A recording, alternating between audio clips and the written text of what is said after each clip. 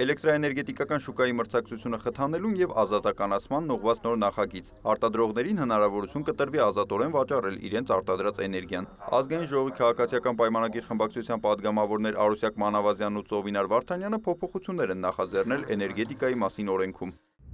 Նախագծով երկու փոփոխություն է առաջարկվում։ Առաջի փոփոխությունը վերաբերում է այն տնտեսվարողներին, ովքեր 1 տարվա ընթացքում 12 միլիոն կիլովատ-ժամ սպառում ունեն էլեկտրաէներգիայի։ Այս նախագծով լայն հարթակ եւ հնարավորություն ենք տալիս սպառողներին, իրենք անձամբ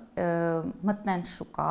եւ գնում կատարեն, այսինքն իրենց սպառած էներգիան իրենք կազմակերպեն եւ շուկայից գնումը ուղիղ կատարեն, ձեռք բերելով որակավորված սպառողի կարգավիճակ։ Երկրորդ փոփոխությունը վերաբերում է երաշխիքին, գնման երաշխիքից 2 տարվա ընթացքում այն տնտեսվարողները, ովքեր արտադրում են էլեկտրաէներգիա եւ ունեն գնման երաշխիքով կնքված պայմանագրեր, իրենք կարող են 2 տարվա ընթացքում հրաժարվել այդ պայմանագրերից եւ մտնել ազատ շուկա եւ այնտեղ սպառեն իրենց էներգիան։ Պատգամավորը նկատում է սրանով հնարավորություն է ստեղծում վերացնելու մենաշնորհային դրսևորումները։ Երբ որ արդեն թույլատրելի է եղել ազատականացված շուկայից սպառման համար գնում կատարելը, այդ ժամանակ մեկ ընկերության ծավալներն է միայն մեծացել, որը փոխկապակցված է եղել հենց գործող էլեկտրական ցանցերի հետ։ Ես լիահույս եմ, որ ավելի ցրվելու է այդ վիճակը եւ բոլորը հնարավորություն են ունենալու շուկայից ազատ գնում կատարելու։ Հանրային ծառայությունները կարգավորող հանձնաժողովի նախագահ Մեսրոպ Մեսրոպյանի խոսքով շուկայի ազատականացման ռեֆորմը նպատակ էր հետապնդում վերացնել մեկ գնորդ եւ մեկ վաճառող մոդելը, ինչը մենաշնորհային էր։ Մոտ 3 տարի անց շուկայում գործող մատակարարներից առնվազն մեկը գերիշխող դիրքի հասավ մնացածի նկատմամբ, այսինքն իր գնման ծավալները կոնկրետ մատակարարներից մեկի, ասենք 7-8 անգամ գերազանցում էր երկրորդ տեղում գտնվող մատակարարի